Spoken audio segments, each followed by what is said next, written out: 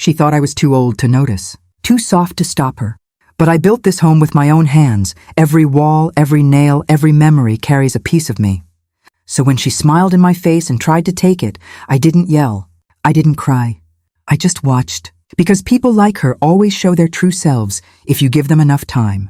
And when she finally did, I was ready. See, this house isn't just wood and bricks. It's my life, my legacy. And I wasn't about to let anyone, not even family, steal that from me. Before I start the story, I want to get to know you too. Write the flag colors of the country you're watching from, and I'll try to guess. Who knows? Maybe we're neighbors. It was Tuesday afternoon when I returned from my doctor's appointment. I had barely closed the door when I heard them. Unknown cackles bouncing off the walls that I myself built 35 years ago. Laughter that didn't belong to me, in a house that did. I left my purse at the entrance. My hands trembled, not from fear, but from something I couldn't yet name. I walked slowly toward the living room, each step on the solid hardwood floor I had chosen piece by piece. And then I saw them. Tasha, my daughter-in-law, was standing by the main window, pointing toward the garden with that owner's gesture she had perfected in recent months. Beside her, a man in a gray suit was taking photographs with his cell phone, a man I had never seen in my life. "The finishes are original," she was saying with a brilliant smile. "Look at these high ceilings. This natural lighting is a real property gem." I stood paralyzed in the doorway. The stranger nodded, writing something in a notebook. "And how much are you asking for it?" Tasha didn't even flinch. $480,000. It's a fair price considering the location and lot size. $480,000. The exact value of my house, the number that only appeared in my private documents. I felt the air grow thick, and then she saw me. Her eyes met mine for a fraction of a second, and in that instant something changed in her expression. It wasn't shame, it was calculation. She was measuring what to say, how to get out of this. "Oh, Mama Evelyn," she said, with a voice too sweet. "I didn't hear you come in." I didn't respond. I just held her gaze while the stranger extended his hand to me. "Good afternoon, ma'am. I'm Mr. Green. I came to see the property." My mouth moved on its own. "To see my property?" Tasha let out a nervous laugh. "Well, you see, I thought it would be a good idea to explore options." She approached me, lowering her voice as if sharing a secret. "After all, you've already lived your life, Mama Evelyn. This house is too big for one person. Don't you think it would be better to sell it and we could all benefit from that money?" The silence that followed was deafening. Mr. Green coughed uncomfortably, looking between Tasha and me, as if he had just realized he'd entered a minefield.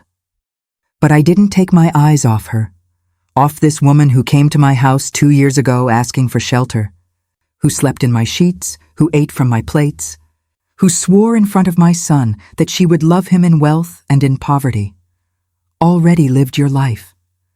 Those 4 words spun in my head like angry bees. I breathed deeply.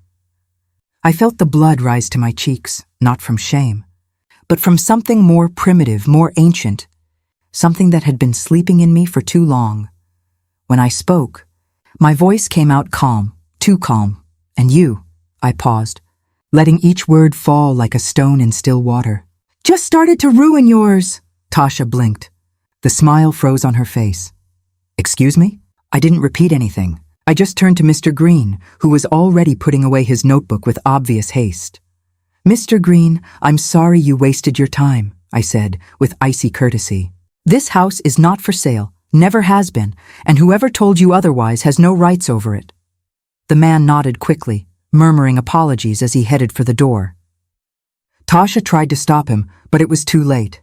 The door closed with a sharp bang, and then we were alone. Tasha turned to me, and for the first time since I'd known her, I saw something different in her eyes.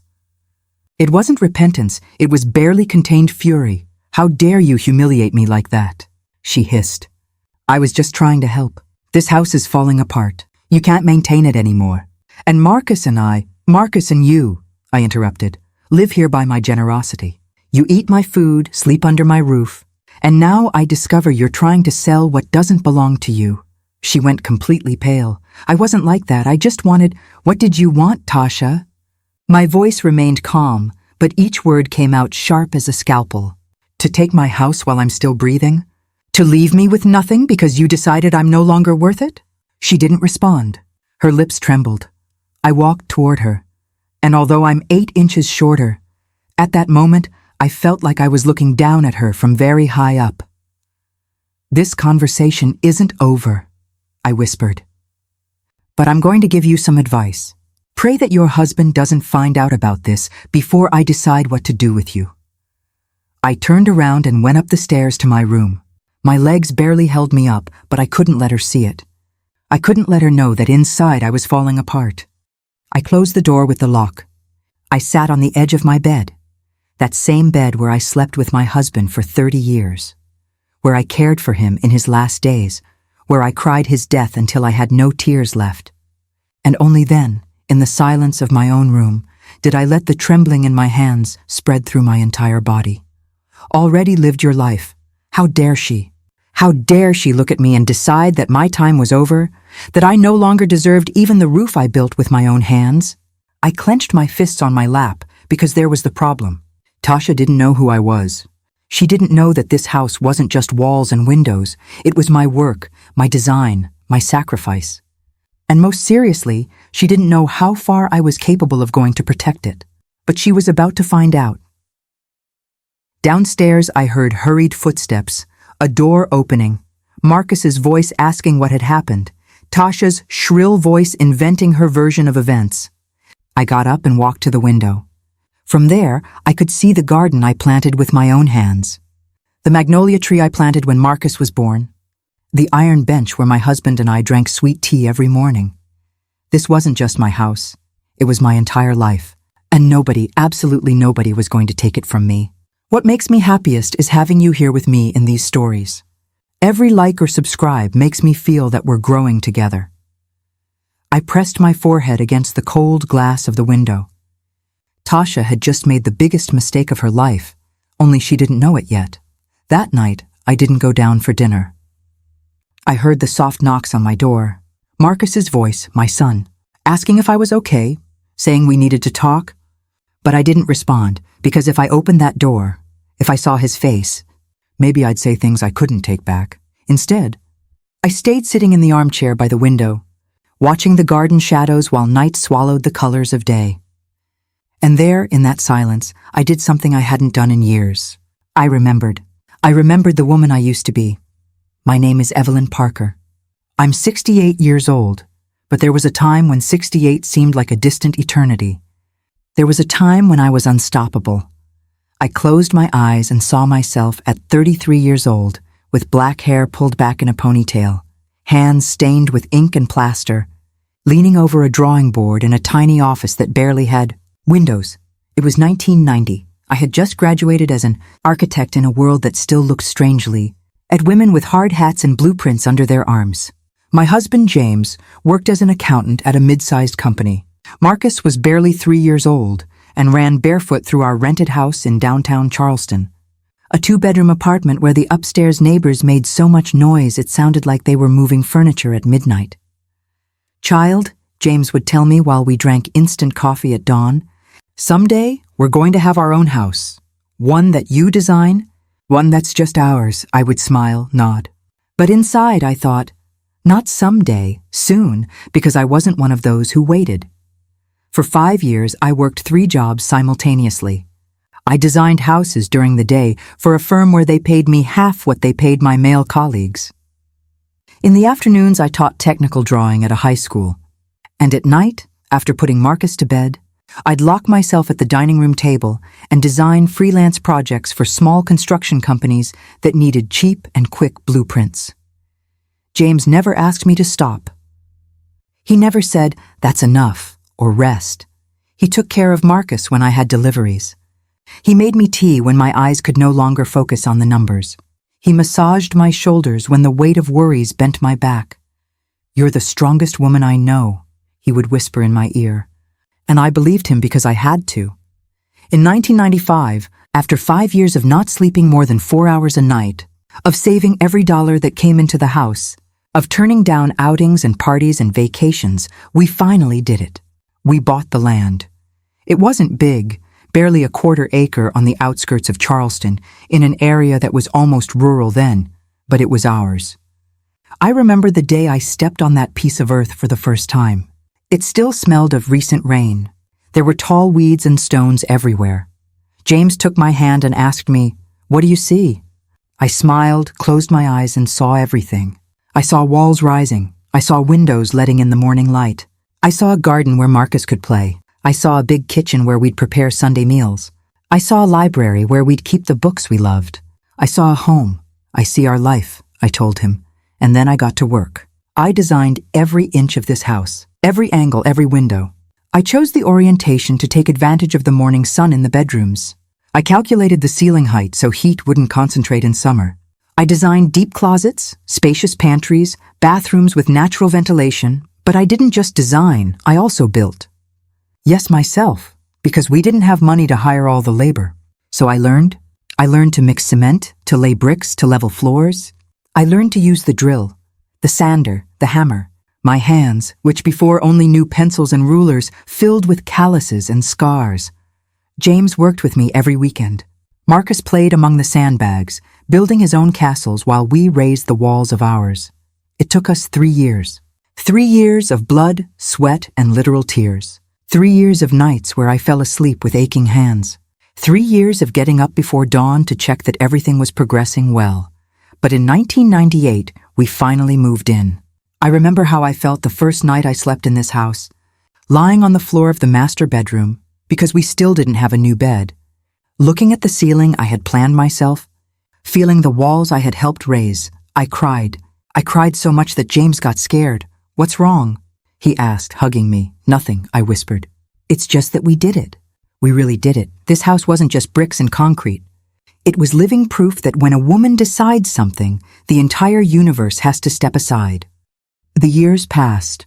Marcus grew up between these walls. He learned to ride a bicycle in this garden. He celebrated birthdays in this living room. He brought friends, girlfriends, dreams.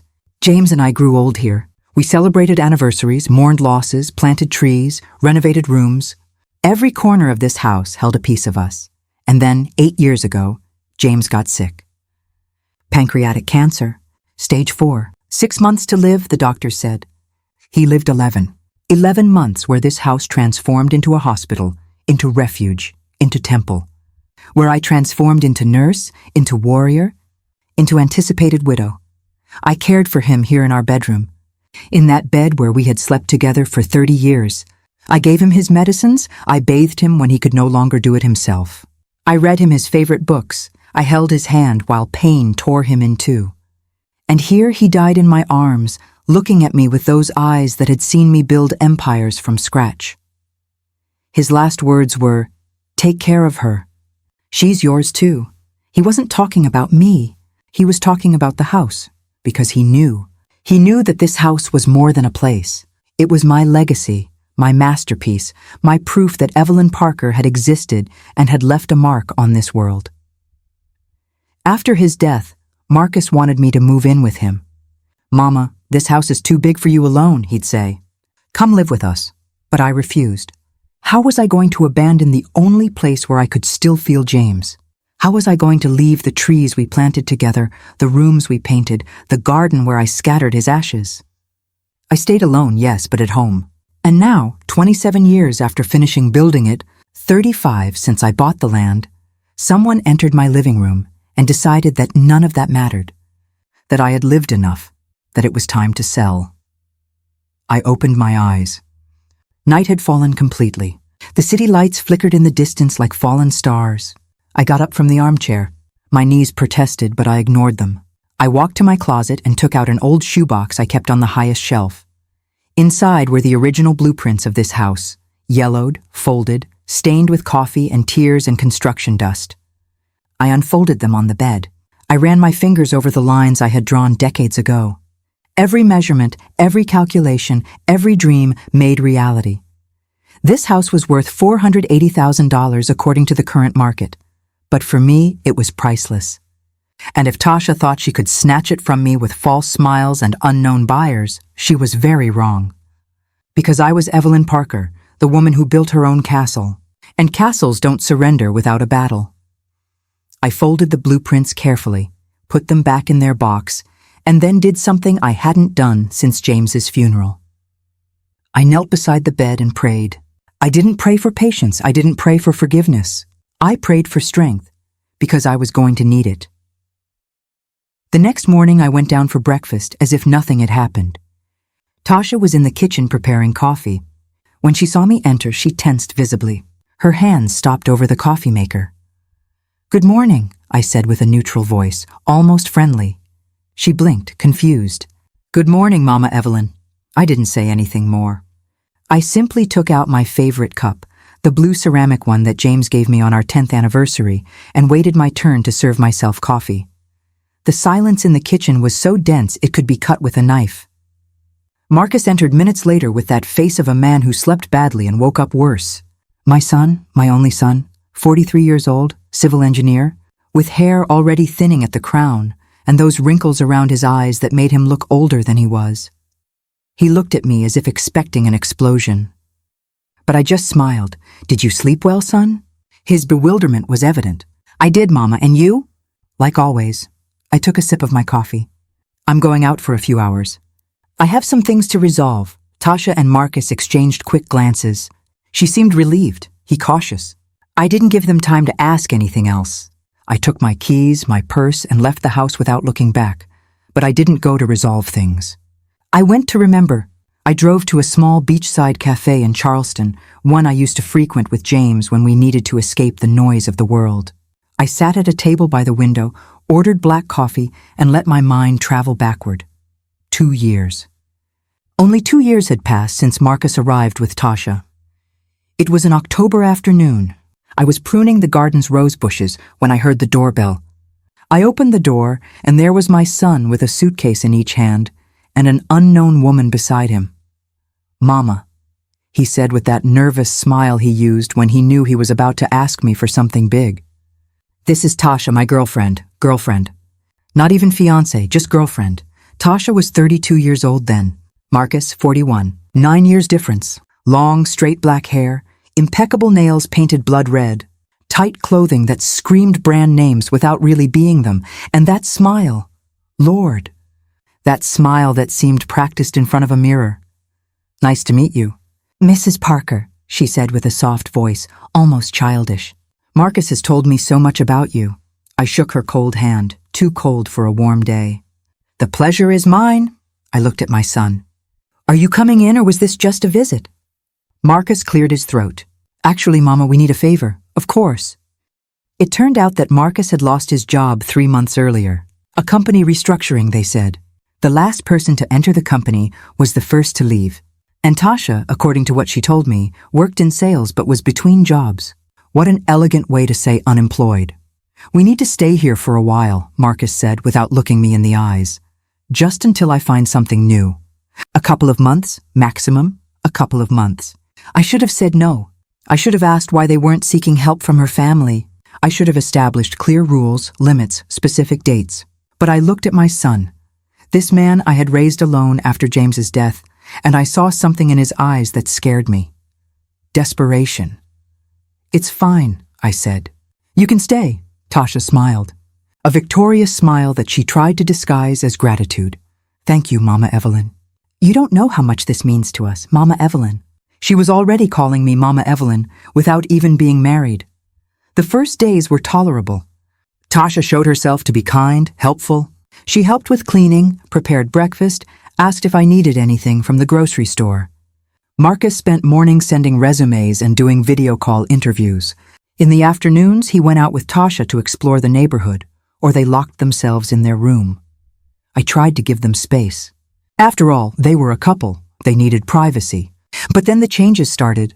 Small at first, almost imperceptible. Tasha began reorganizing the kitchen. "It's just more practical this way, Mama Evelyn," she'd say while moving my pots around. She changed the living room curtains without asking me. "The others were already too old," she justified. She brought a new sofa she bought on sale and relegated my favorite armchair to the basement. "This one is more modern," she assured. Every time I protested, Marcus intervened. "Mama, it's not that serious. She's just trying to help, erasing my presence from my own house." But I stayed quiet, because I didn't want to be that mother-in-law, the one who complains, who interferes, who makes drama over everything. So I swallowed my discomfort and smiled. The couple of months became 6, then a year, then year and a half. Marcus got sporadic freelance jobs, but nothing stable. Tasha kept looking, but never found anything that convinced her. And meanwhile, my house stopped being mine. Tasha invited friends without warning me. They celebrated birthdays of people I didn't know in my living room. They used my good china, the set I only brought out at Christmas. They left dirty dishes in the sink for me to wash. When I asked them to contribute to expenses, Marcus looked at me with beaten dog eyes. "Mama, you know we're tight. As soon as the situation improves." But the situation never improved. And Tasha each day behaved less like a guest and more like an owner. She started calling my house our house, referring to my garden as our garden, to my living room as our living room. When her friends asked, she'd say, "Yes, we live here. It's a family house," as if I were just a tenant in my own property. Marcus seemed blind, or worse, seemed not to want to see. One night I confronted him. It was 6 months ago, after Tasha redecorated my dining room without even consulting me. "Son," I told him when we were alone, "we need to talk." He sighed as if he already knew what was coming, as if he was tired of hearing it. "Mama, please don't start." "Start what?" "Defending what's mine. Asking for a minimum of respect?" "Tasha respects you," he said, but his voice sounded hollow, as if he was repeating something he had rehearsed. "She just wants the house to look good, to be a pleasant place for everyone." It was pleasant before she arrived. Marcus closed his eyes. "Mama, don't do this, please." "Do what?" "Remind you that this house is mine, that you're here by my generosity." "I know it's your house," he finally exploded. "You think I don't know? You think she doesn't remind me every damn day how grateful I should be?" I went cold. "Tasha doesn't remind me of anything," I continued with trembling voice. "She just acts like she has a right to be here. She does, because I gave it to her." He ran his hands over his face. "Mama, I love her, and I need you to make an effort to get along with her." I love her. Those 2 words explained everything. My son was so in love, so blinded, that he couldn't see what I saw with crystal clarity. Tasha didn't love this house. She didn't love him either. She loved security, comfort, free roof, but I couldn't tell him that. Because when you tell a man that the woman he loves is just using him, he doesn't listen to you. He just hates you, so I swallowed my words, nodded, and let him believe he had won. But that night, lying in my bed, I knew something had broken between my son and me, something we might never be able to repair. And 3 months after that, there I was, sitting in a beachside cafe in Charleston, drinking cold coffee while remembering how I had reached this point, how I had allowed a stranger to enter my life and dismantle it piece by piece, how I had lost my son without even realizing the exact moment it happened. I paid the check, left the cafe, and while walking to my car, I made a decision. I wasn't going to get my son back by arguing with him. I was going to get him back by showing him the truth. And for that, I needed evidence. Ants don't destroy a house in one day. They do it slowly, with patience, one crumb at a time, one piece of wood after another, until one day you realize the foundations are hollow and it's too late. That's how Tasha took away my own life. Not with one blow, with 1,000 small stings that at first seemed insignificant. I returned home that afternoon, determined to observe, to document, to see with new eyes what I had been ignoring for months. And what I saw chilled my blood. I entered through the front door, and the smell hit me first. It wasn't the usual aroma, that mix of old wood and garden flowers that I loved so much. It was perfume, a sickeningly sweet, heavy perfume that saturated the air like toxic fog. Tasha had bought one of those electric diffusers and placed it at the entrance. "French vanilla," the label said. I hated vanilla. I walked to the kitchen. There she was, preparing something on the stove. When she saw me enter, her smile was instant, too instant. "Mama Evelyn, good thing you arrived. I made fried catfish in green sauce for lunch." My stomach growled. I hadn't eaten anything since the morning coffee. "How nice," I said, approaching the stove. But then I saw the plates on the counter. 2 plates, only 2, generously served with fluffy white rice, fresh salad, warm cornbread in a basket. "And for me?" I asked with a casual voice. Tasha didn't even seem uncomfortable. "Oh, I didn't know what time you'd arrive, Mama Evelyn, but there's more in the pot." "You can serve yourself." "You can serve yourself," as if I were a guest arriving late to dinner. I approached the stove. The pot was almost empty, only a small piece of catfish swimming in scarce sauce. No rice, no salad. The leftovers. She was giving me the leftovers in my own house. I didn't say anything. I served what was left on a plate. I took a hard piece of cornbread from the package on top of the refrigerator, not from the basket with the warm ones, and sat at the breakfast nook, not in the dining room, because Tasha and Marcus were already installed there, eating, laughing, talking about a series they were watching together. I ate alone in silence, looking through the window at the garden I had planted myself. The catfish was cold. That night I decided to stay awake. I waited until I heard the bedroom doors close, until the hallway lights went out, until the house was plunged in that deep midnight silence. Then I went down the stairs barefoot, like a thief in my own house, and started searching. First, the living room. The furniture Tasha had brought weren't sales as she had said. I checked the labels still stuck on the bottom. High-end department store. Each piece cost more than $4,000. With what money had she bought them if she was supposedly out of work? I opened the drawers of the new furniture. Bills. Piles of bills in Tasha's name. Credit cards. 4 different ones, all with balances in red numbers. I took photos with my phone. Every bill, every statement I found hidden between magazines and papers. Tasha owed $32,000 on one card, $24,000 on another, $18,000 on the third, and $15,000 on the last. $89,000 in debt, and I thought she had no money. I kept searching. In the study that used to be James's, now converted into Tasha's office, I found something else. Printed emails, conversations with a lawyer named Brooks, dated 2 months ago. Dear Mrs. Reynolds Parker, in response to your inquiry about obtaining power of attorney due to property owner incapacity, I inform you that my breath caught property owner incapacity. She was researching how to declare me incapacitated, how to take legal control away from my own property.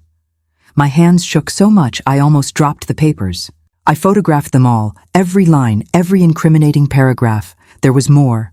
A house appraisal done 3 weeks ago by a company I hadn't hired. $480,000, it said, and a handwritten note in the margin. Interested buyer, deposit $30,000. $30,000 deposit. She had already sold my house, or at least had already received money on account of a sale I hadn't authorized. I went back upstairs with trembling legs. I locked myself in my room, connected my phone to the old laptop I had stored away, and transferred all the photos.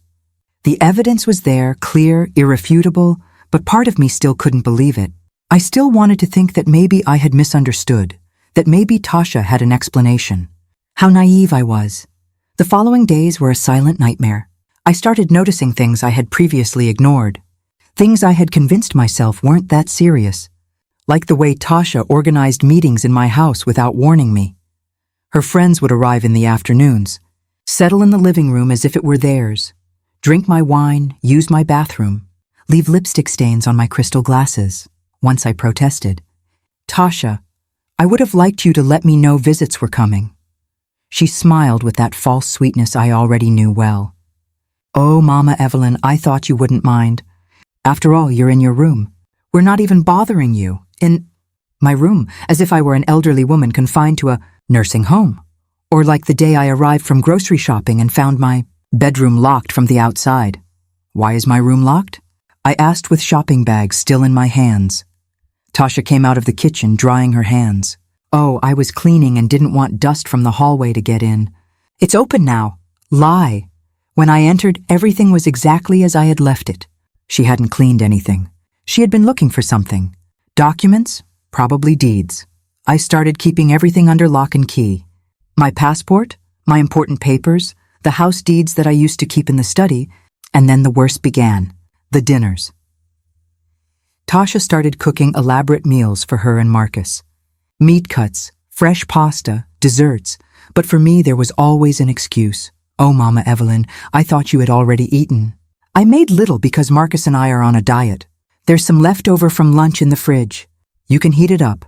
Always leftovers, always cold, always alone. One night, Marcus and Tasha had baked salmon with roasted potatoes and caprese salad. I ate a ham sandwich I made myself, sitting at the breakfast nook while they laughed and served themselves wine in the dining room.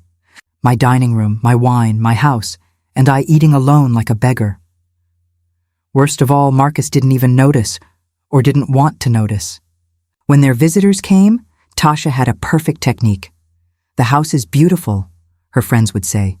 "Thank you," she'd respond, as if she had built it with her own hands. "We've made many improvements since we arrived."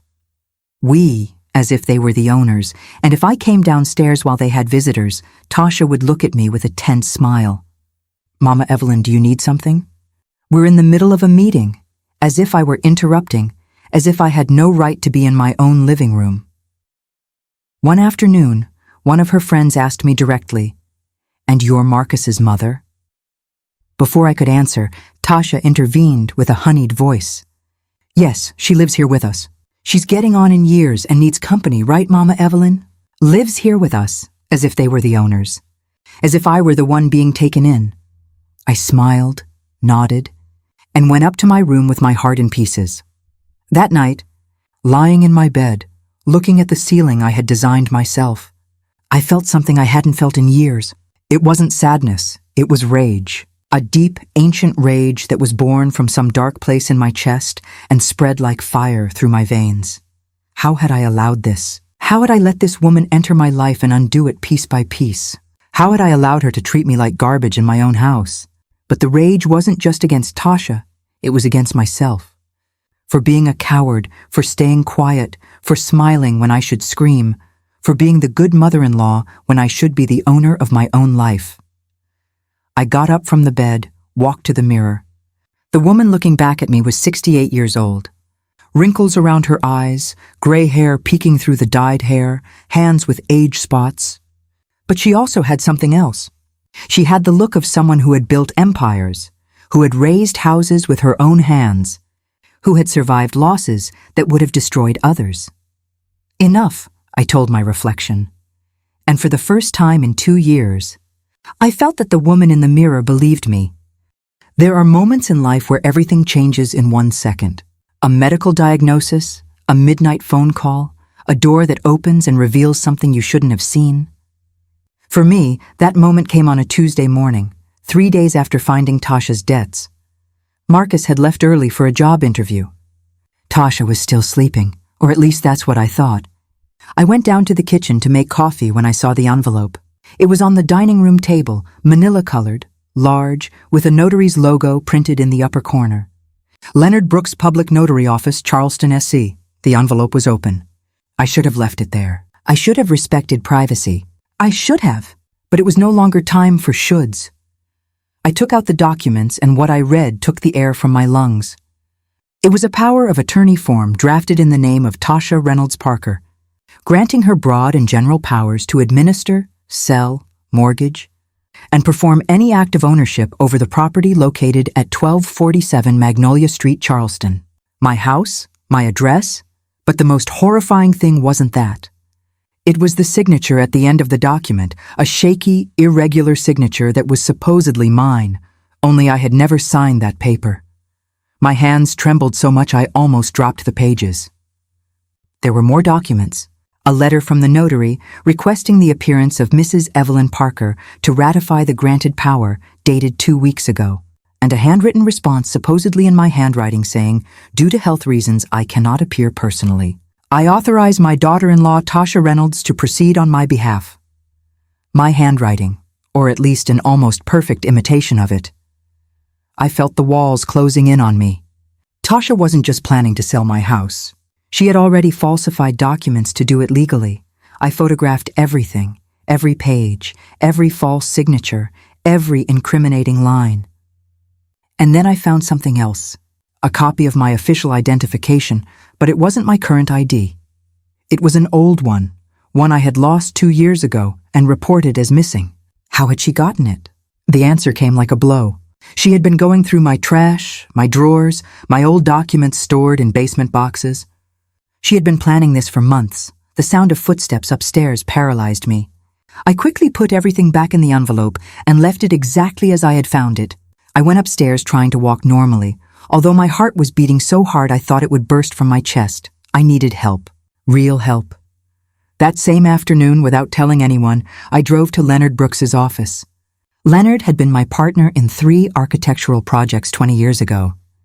He was an architect, but also a lawyer specializing in real estate, a man of almost 70 with completely white hair and blue eyes that didn't miss a detail. When his secretary let me in, Leonard immediately stood up with a huge smile. "Evelyn, how many years without seeing you?" He hugged me with that genuine affection that only old friends can give.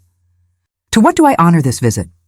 I sat in front of his desk, and then, unable to contain myself anymore, I broke down. I cried. I cried like I hadn't cried since James's funeral. I cried for the humiliation, for the betrayal, for the rage contained for months. Leonard let me cry. He didn't say anything, just passed me a box of tissues and waited. When I could finally speak, I told him everything. Every detail, every humiliation, every document I had found. I showed him the photographs on my phone. His expression changed with each image, from concern to disbelief, from disbelief to contained fury. "This is document falsification," he said finally, with a grave voice. "It's fraud, attempted dispossession. She could go to prison for this." "I know," I whispered. "Does Marcus know anything?" I shook my head. "I don't think so. He's blinded. He thinks she loves him." Leonard leaned back in his chair, looking at me with those eyes that had seen too many things in his career. "Evelyn, you need to act quickly. If she's contacting notaries, if she already has falsified documents, she's closer than you think to achieving her objective. What do I do?" "First, we're going to that notary's office. We're going to speak with Mr. Brooks and make it clear that you have never granted any power. That will invalidate any procedure she tries to do." He paused. "And then you need to decide how far you want to go, because this isn't fixed with a conversation. This is a legal battle, and your son is going to be caught in the middle." Those words hit my stomach like stones. "My son, my only son. I need to think," I said. "Think fast. Every day that passes, she has more time to complete her plan." I left his office with my head spinning, but before going home, I did something else. I drove to the actual Brooks notary office. It was a small building in downtown Charleston. 2nd floor, golden plaque on the door. Leonard Brooks, Public Notary. I breathed deeply and entered. The receptionist received me with a professional smile. "Good afternoon. How can I help you?" "I need to speak with Mr. Brooks. It's urgent." "Do you have an appointment?" "No, but it's about a power of attorney that I supposedly granted and that I never signed." The smile disappeared. "One moment, please." She disappeared into an interior office. Minutes later, a man of about 50 came out. Impeccable suite, serious expression. "Mrs. Parker, please come in." He led me to his office. He closed the door. "Tell me, what's happening?" I explained everything. I showed him the photographs. I showed him my current identification. His face grew paler and paler. "Ma'am," he said finally, "I have never processed any power in your name. I have never received documents from you." I went cold. "What?" "The logo on that envelope is from my notary office, yes, but those documents are false. Someone created them using my letterhead, my seal, my signature. Everything falsified, the world stopped." "Are you sure?" "Completely. And this is very serious. They're not only trying to dispossess you of your property, they're involving my notary office in fraud." He got up, pacing back and forth. "I need to file a formal complaint." "And you too. Complaint with the district attorney's office. This is a federal crime, Mrs. Parker. Falsification of public documents, use of false official seals, fraud in degree of attempt. The person responsible for this could face between 4 and 12 years in prison." I felt dizzy. 12 years. Tasha could go to prison for 12 years. And Marcus, Marcus would be destroyed. "I need time," I whispered, "to talk to my son first." The notary looked at me with compassion. "I understand, but don't take too long. These criminals don't usually stop with the first attempt. If this plan fails, they'll try another and another until they achieve their objective." I left there with trembling legs. I sat in my car for I don't know how long, unable to start it, unable to move. Tasha wasn't just an opportunist. She wasn't just a user. She was a criminal, a professional delinquent who had chosen my family as her next victim. And my son slept every night next to that woman without having any idea who she really was. I started the car. I drove back home on autopilot. When I arrived, it had already gotten dark. The living room lights were on. I could hear the television. I entered carefully. Tasha and Marcus were on the sofa watching a movie, sharing a blanket, eating popcorn. A perfect picture of a happy couple. Tasha saw me and smiled. That smile I now recognized as what it was, a mask. "Mama Evelyn, do you want popcorn? I made extra." My voice came out surprisingly calm. "No, thank you. I'm going upstairs to rest." "Sleep well," Marcus said without turning to look at me. His eyes glued to the screen. I went up the stairs slowly, locked myself in my room, and there, alone, I took my phone and dialed Leonard's number. "Leonard," I said when he answered, "I need you to do something else. I need you to investigate Tasha Reynolds, everything about her, where she comes from, what she's done before, if she has a record." "Do you suspect this isn't the first time?" "I suspect my son and I are just her latest victims."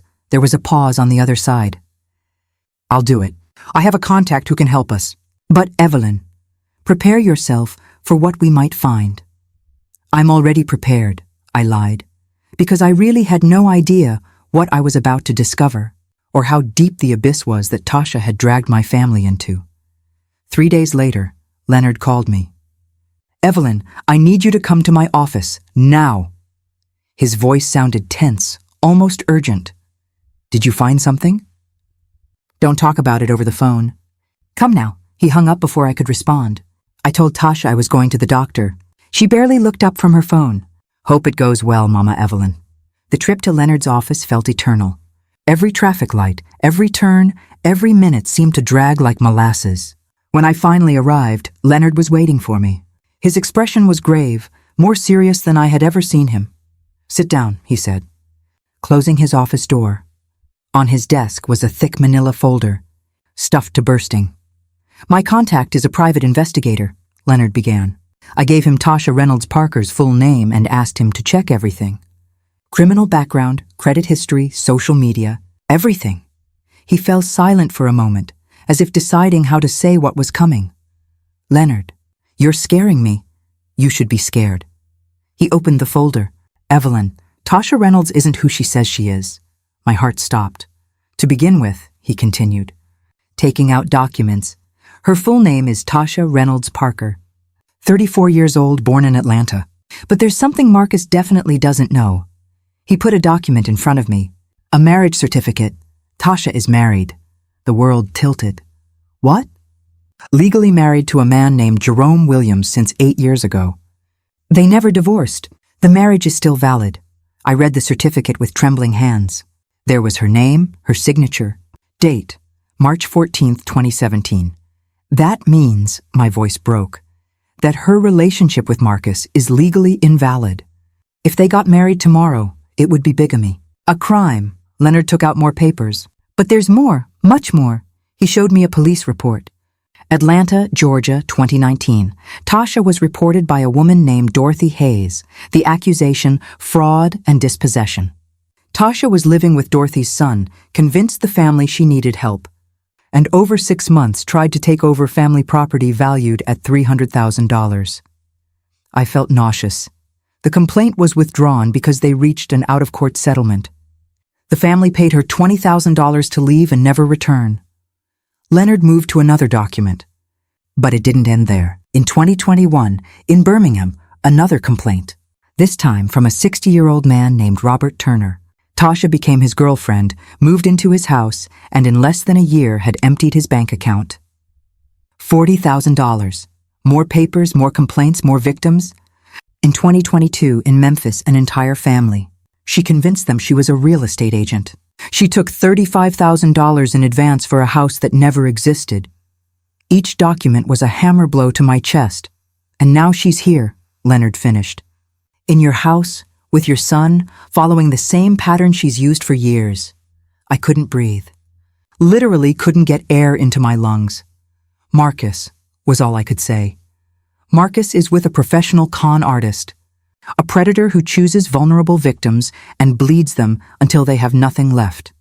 Leonard leaned forward. "Evelyn, this woman is dangerous. She's not just trying to steal your house.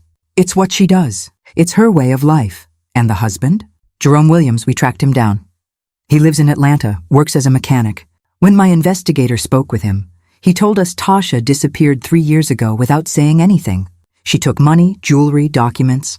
He looked for her for months but eventually gave up. He never filed for divorce because, in his words, why waste money on lawyers for someone I hope I never see again? He put a photograph on the desk. A man of about 40, dark-skinned, in mechanic's overalls, standing in front of a garage. He's willing to testify if necessary, to confirm their marriage is still valid. I leaned back in the chair, feeling my entire body weigh tons. I need to tell Marcus. Evelyn, think carefully. When you tell your son this, his world is going to crumble. You need to be prepared for that. And what am I supposed to do? Let that woman keep manipulating him. Let her finish ruining him. No, but you need a plan. Because when Tasha discovers you found her out, she might become dangerous. She already is. Leonard nodded. That's why we need to act with intelligence, with strategy. He closed the folder. I'm going to prepare all the legal documentation. We're going to file a formal complaint. Falsification, fraud, attempted dispossession. But meanwhile, you need to keep calm at home. Don't let her suspect. I don't know if I can. You have to. Because if she gets scared, if she thinks she's cornered, we don't know what she's capable of. I left that office carrying the folder under my arm, feeling like I was carrying not paper but liquid lead. I drove home in a trance. My mind kept repeating the images of all those complaints, all those victims, all those destroyed families. And now it was ours. When I arrived, the house was silent. Too silent. I went up the stairs and that's when I heard it. Voices, coming from Marcus's room. Tasha and him arguing. I approached without making noise. The door was slightly open. You can't keep going like this, Marcus, Tasha was saying with a frustrated voice. Your mama is suffocating us. Don't start, please. Don't start what? We live in her house. We eat her food. Everything is hers. Until when? Are we going to depend on her our whole lives? I'm looking for work, Tasha. I just had an interview last week. And meanwhile, we keep here like two freeloaders. Like we're teenagers living with mommy. There was silence. What do you want me to do? Marcus's voice sounded tired, defeated. I want you to be a man, Marcus. To set limits with her. To tell her this house could be ours if she'd leave it to us while she's alive. After all, it's going to be yours when she, when she dies. She didn't say it, but there it was. I'm not going to ask her that, Marcus responded. Then we're never going to have anything of our own. We're never going to be independent. A pause. Sometimes I think you love your mama more than me. Don't say that. It's the truth. You always defend her. You always take her side. What about us, Marcus? What about our future? I couldn't keep listening. I backed away silently. I entered my room. I closed the door with the lock. I sat on the edge of the bed. The folder was still in my hands, and then something inside me broke definitively. It wasn't a dramatic break. It was silent, like the sound of a branch snapping under too much weight.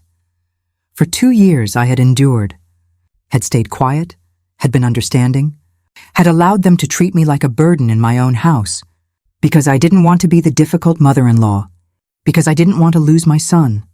But I had already lost him. I had lost him the day he chose to believe her instead of believing me. I had lost him the day he saw me eating alone at the breakfast nook and said nothing. I had lost him the day he let her call me Mama Evelyn with that condescending tone, and he just smiled. I opened the folder again. I looked at all those complaints, all those victims, and made a decision. I wasn't going to be another victim. I wasn't going to end up like those people, dispossessed, humiliated, destroyed. If Tasha wanted war, she was going to have war. But it was going to be on my terms, on my battlefield. And she had no idea who she had messed with. Because I was Evelyn Parker, the woman who built a house with her own hands. The woman who survived her husband's death. The woman who raised her son alone. And women like me don't give up. We get up. That night I didn't go down for dinner. I stayed in my room planning every movement, every step, every play, because Tasha was about to discover something none of her other victims had taught her, that old lionesses are the most dangerous ones. The next morning, I went down for breakfast with a smile. A smile that cost me 20 minutes of practice in front of the mirror, but I needed it to be perfect, believable. Tasha looked up from her phone when I entered the kitchen. Her eyes scanned me with distrust. "Good morning," I said with a cheerful voice. Too cheerful for someone who had spent the night without sleeping. "Good morning, Mama Evelyn." Her response was cautious. I served myself coffee. I sat at the table, and then I dropped the bomb I had prepared. "I was thinking," I said, stirring sugar slowly, "about what you said the other day about the house." Tasha tensed immediately. "I didn't mean to offend." "Mama Evelyn, you didn't offend me?" I took a sip of coffee. "You were right.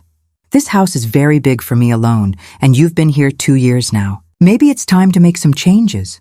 Tasha's eyes lit up like a shark smelling blood. "Changes? I'm old, Tasha. Tired. At my age, maintaining a property this size is exhausting." I sighed theatrically. Maybe it would be good to consider selling, or doing something different with it. I could see the wheels turning in her brain. The calculations, the possibilities. "Well," she said, trying to sound casual, "if you need help with that, Marcus and I could support you. Look for options. Talk to agents. Yes, maybe." I left my cup on the table. "But I don't want to rush. I need to think it through well." I got up, leaving her with the doubt, with the hook set, but without biting completely. Perfect. That same afternoon, while Tasha was out with her friends and Marcus was at another interview, I made my real move. I called Leonard. "I need you to investigate something else," I told him. "I want to know exactly how much money Tasha has spent in the last 2 years. Every big purchase, every payment, everything. What for? Because if she's in debt for almost $90,000, that money came from somewhere, and I want to know where." Leonard was quiet. "Do you think she's stealing from you?" "I think I need to know." 2 days later, I had my answer. Leonard arrived at my house on a Thursday afternoon when he knew I'd be alone. He brought another folder, this one thinner, but equally devastating. "We found bank movements on Tasha's credit cards that correspond with specific dates," he said, showing me statements. "Look at these purchases. Furniture for $4,200, clothes for $2,300, a television for $5,500, jewelry for $1,800. Everything she's brought to this house," I murmured. "Exactly. But here's what's interesting." He pointed to specific dates. "These payments were made 1 or 2 days after you made cash withdrawals from your account."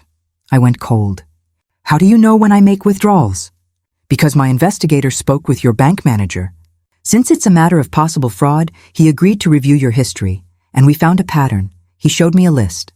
Dates of withdrawals from my account and dates of Tasha's purchases, almost always with a difference of 1 or 2 days. Evelyn, where do you keep your cash?" My blood froze. "In a security box in my closet." "Tasha knows where it is?" "I don't think so. It's hidden behind some boxes." Leonard looked at me with those eyes I already knew, the ones that said, "You're in more trouble than you think.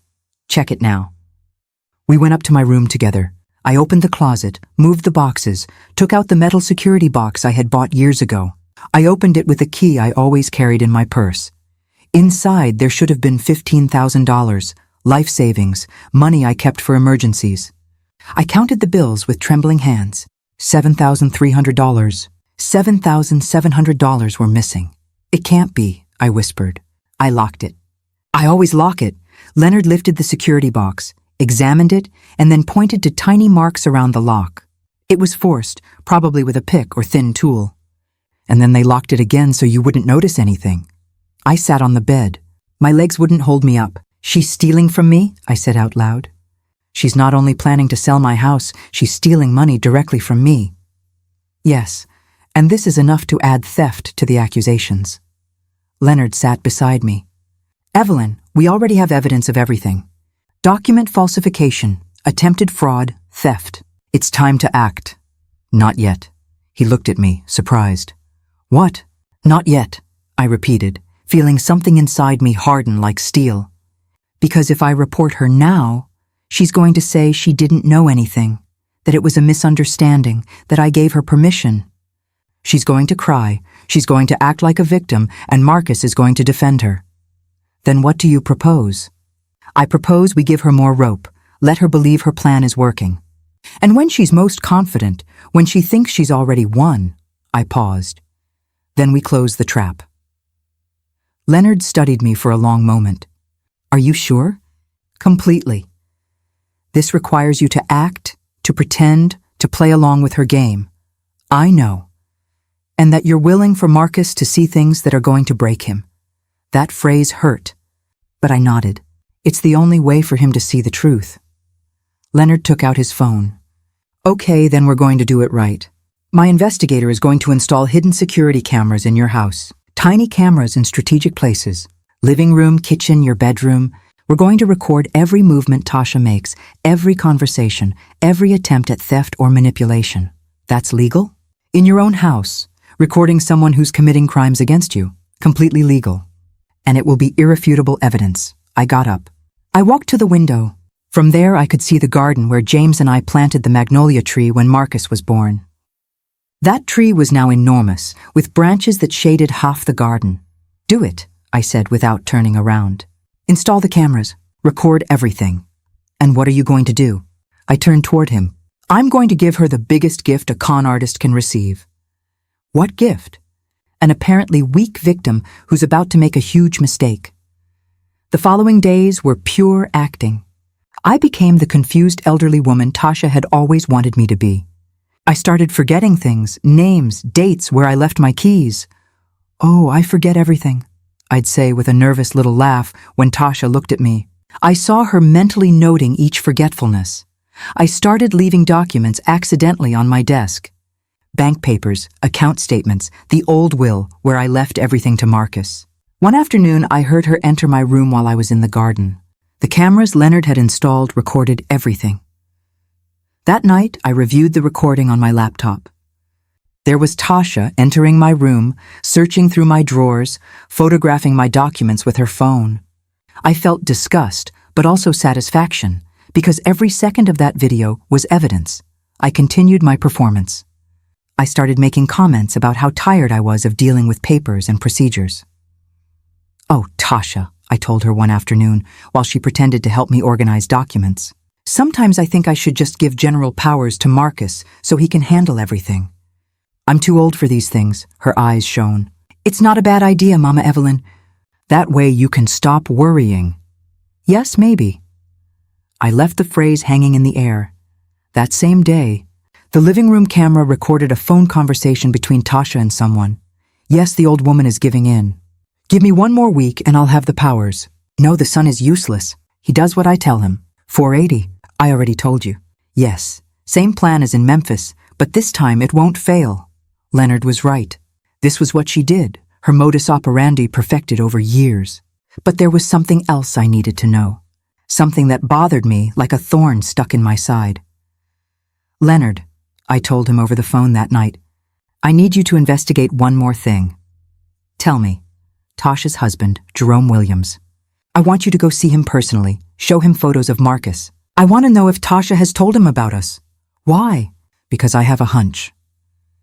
3 days later, Leonard returned with information that left me speechless. I spoke with Jerome Williams, he said. I showed him photos of Marcus, and you know what he told me? I shook my head. That Tasha contacted him 2 months ago, that she asked him for money, $50,000. She told him she had an investment opportunity. He gave it to her? But he told me something more interesting. Tasha made fun of Marcus. She told him literally that she had found an idiot with his own house and an old woman who's at death's door. That in a few months, she'd have enough money to disappear again. I felt like I'd been punched in the stomach. Not because of me. I already knew who Tasha was, but because of Marcus.